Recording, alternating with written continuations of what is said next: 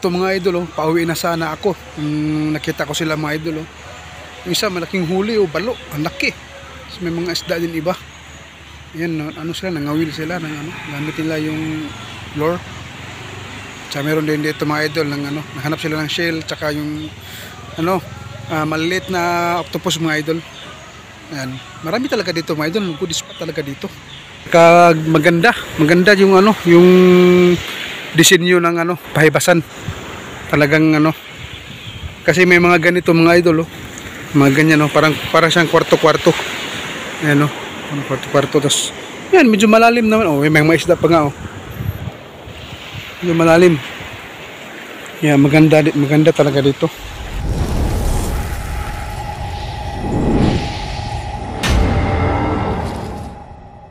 Good morning mga idol. So nandito na naman tayo sa dagat. Ayan. Ito yung dito yung magandang ano mga idol, magpahibas mga idol. Kasi maraming isda dito mga idol. Tsaka malawak yung hibasan dito. Yung spot na to. Ayan mga idol, Ayan. Napakalawak niyan mga idol, Ayan, pagdayan doon. Ayan, ganyan kalawak mga idol. Ayan, malalim na yan dyan. Ayan. Punta yan doon mga idol, Ang lawak niyan. Magharang ka ng lambat dito banda. Sa malapit sa ano, yung malalim na talaga. Kahit dito mga idol, magharang ka ng lambat papunta doon. Punta doon lambat. Saka papunta doon mga idol, yung mahabang lambat talaga papunta doon. Magharang ka dyan pag high tide mga idol. Kasi pagdating ng low tide, yung mga isda na pumasok doon hindi na makalabas kasi may lambat kang nakaharang. Yan. Yung iba matrap, yung iba naman malambat. Kaya pagdating ng low tide, marami na trap dyan na isda. Tapos yung iba, siyempre nalambat yung iba. Punta dito, ayan dyan, dami isda dyan mga idol. Dami isda dyan. Dito yung laging may namamana mga idol sa gabi. Nag night per fishing mga idol. Yan, napakalawak niyan mga idol. Dito yung magandang spot mga idol pag magpahibas ka.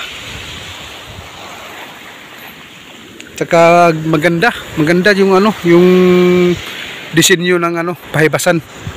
Talagang ano, kasi may mga ganito mga idol, mga ganyan, parang siyang kwarto-kwarto.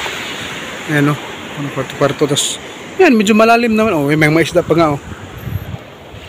Medyo malalim. Yan, maganda talaga dito. Okay dito. So dumayo lang ako dito mga idol. Tinignan ko yung ano dito, pahibasan dito kung okay ba. So napakaganda. Nasa mga isang oras akong bumiyahe mga idol mula dun sa amin. Hanggang dito. Isang oras. Tsaka yung daan mga idol, mahirap. Lubak-lubak yung daan. Nung nakaraang video ko mga idol, doon yun sa unahan. Doon sa malayo pa yun, doon pa.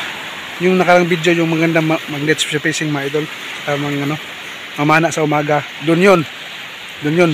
Dito naman banda. Tinignan ko dito kung maganda ba dito. So okay dito mga idol. Kasi nga may mga kwarto-kwarto siya mga idol Ayan may mga kwarto-kwarto. So mayroon siyang side na malalim, tapos may mga bato. Malalim. Ayan may kwarto-kwarto siya mga idol. Malalim yan, yung mga ganyan.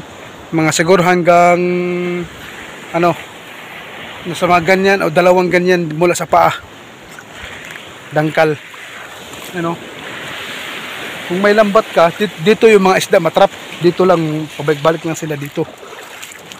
Kaya sulit talaga. Ganda dito mga idol. So sa nakakilala ng kung saan to na lugar, so makapanood kung saan to na lugar, kung malapit lang kayo, punta kayo dito. Pahibas kayo yung mga lambat. Pahibas kayo dito. Kung nakapamilyar kayo sa lugar. Ayan. Ganda. Hindi kayo magsisi. Kasi napakalawak ng pahibasan kalawak. Tapos pag mag-high tide dito, wala kang makitang bato-bato dito, malalim. Kasi halata sa buhangin dun, oh. Halata sa buhangin dun.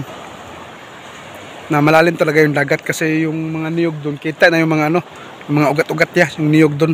Yun yung abot sa dagat pag mag-high tide talagang malalim. Wala talagang bato-bato pag mag-high tide. Ayos dito, okay. Magandang spot.